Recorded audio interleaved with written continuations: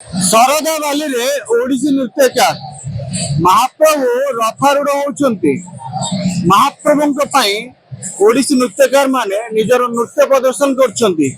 ଇଏ ହଉଛି ଭକ୍ତର ଠାକୁର। ଏ ସିଧାସଳଖ ଦୃଶ୍ୟ ଦେଖିପାରୁଥିବେ ଶରଧା ବାଲିରେ କିଭଳି ଓଡ଼ିଶୀ ନୃତ୍ୟ ଚାଲିଛି ଏବଂ ଭାବ ବିହଳ ହେଇଯାଇଛନ୍ତି ଭକ୍ତ। ବିଷୟରେ ଆଲୋଚନା କରିବା। ମ୍ୟାଡାମ ଇଏ ପ୍ରତିବର୍ଷ ଭଳି ଏ ବର୍ଷ ମଧ୍ୟ ଆସିଛନ୍ତି। ଇଏ ଗୋଟେ ଭକ୍ତି ମହାପ୍ରଭୁ କେତେବେଳେ ଗୁଣ୍ଡିଚା ଯାତ୍ରା କରିବେ, କେତେବେଳେ ରଥଯାତ୍ରା କରିବେ?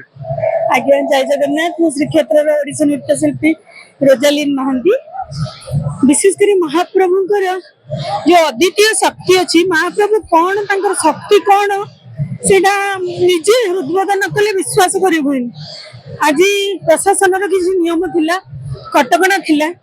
ଆମେ ଭୋର ଉଠି ମେକଅପ୍ ହୋଇ 6:30 ଯେତେବେଳେ ଏଣ୍ଟ୍ରି କଲୁ, କିଛି ସମୟ ନାଚିବାର ସୁଯୋଗ ପାଇବା ପରେ ସେମାନେ ଆମକୁ କଡ଼ନ ବାହାରକୁ କରିଦେଇଥିଲେ। ସେତେବେଳେ ମନରେ କାହିଁକି ଜାଣି ଗୋଟେ ଅଦ୍ଭୁତ କୋହ। ଏତେ ବର୍ଷର ସେବା। ମୁଁ 2012 ମସିହାରେ ମହାପ୍ରଭୁଙ୍କ ପହଣ୍ଡିରେ ପ୍ରଥମ ନୃତ୍ୟଶିଳ୍ପୀ। ଆଜି ପର୍ଯ୍ୟନ୍ତ କେବେ ମୋ ସହିତ ଏମିତି ଘଟିନି। କିନ୍ତୁ କିଛି ସମୟ ପରେ ଆମେ ମନ୍ଦିର ଭିତରକୁ ଗଲୁ, ମହାପ୍ରଭୁଙ୍କର ପହଣ୍ଡରେ ଆସିବାର ସେ ପହଣ୍ଡି ଦେଖିଲୁ, ଦର୍ଶନ କଲୁ, ପ୍ରସାଦ ପାଇଲୁ। କାରଣ କୁହାଯାଏ ଜଗନ୍ନାଥଙ୍କର ଯୋଉ ଚୁମ୍ବକୀୟ ଶକ୍ତି ଅଛି, ସମସ୍ତଙ୍କୁ ବାନ୍ଧି ରଖିବାର ଶକ୍ତି କେବଳ ପ୍ରଭୁ ଜଗନ୍ନାଥଙ୍କର ହିଁ ଅଛି।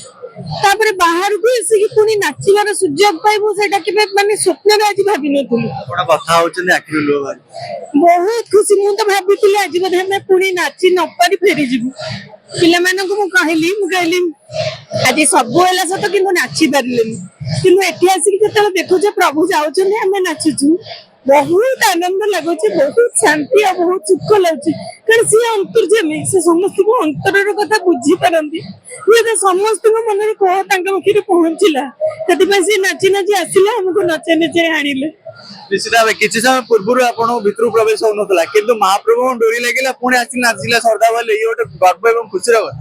ଯେତେବେଳେ ଆମେ ଜାଣିଲୁ କି ଆମ ନାଚ ପିଲାଙ୍କୁ ଛାଡୁନାହାନ୍ତି ଭିତରକୁ, ଆମ ମନ ବହୁତ ଦୁଃଖ ହେଇଥିଲା। ଯେ ରାତି ଅନିଦ୍ରା ହେଇକି ଆମେ ଭାବିଥିଲୁ ଯେ ସକାଳୁ ପାଇଲେ କେମିତି ଆମେ ଜଗନ୍ନାଥଙ୍କୁ ଦର୍ଶନ କରିବୁ ଆଉ ତାଙ୍କ ଆଗରେ ନୃତ୍ୟ ପ୍ରଦର୍ଶନ କରିବୁ ବୋଲି। କିନ୍ତୁ ଏଠି ଆସିକି ଟିକେ ନାକୁ ମନଟା ନିରାଶରେ ଭରି ଯାଇଥିଲା। କିନ୍ତୁ ଜଗନ୍ନାଥଙ୍କ ଆଗରେ ନ ହେଲା ନାଇଁ, ଜଗନ୍ନାଥଙ୍କ ଯାଉଛନ୍ତି, ଜଗନ୍ନାଥଙ୍କ ପଛରେ ହଉନା କାହିଁକି, ଯୋଉ ନୃତ୍ୟ ପ୍ରଦର୍ଶନ କରିବାରେ ସେଇ କ୍ଷଣଟା ସୁଯୋଗ ବି ଆମ ପାଇଁ ନିଜକୁ ଗୌରବ ମନେ ହଉଛି ଆଉ ନିଜକୁ ଭାଗ୍ୟବାନ ଆମେ ମନେ କରୁଛୁ ଯେ ଆମେ ଏଇ ଜାଗାରେ ଆମେ ନାଚି ପାରିଲୁ।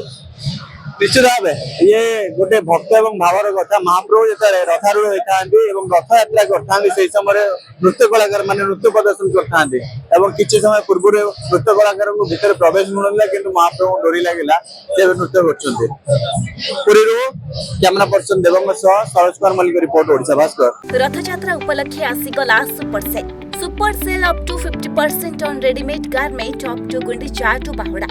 देरी न करी तुरंत आसंतु आउ निज मनपसंद जिनिस किणी नियंतु। एड्रेस हेउछि cantonment road near Annapurna market square Brahmapur.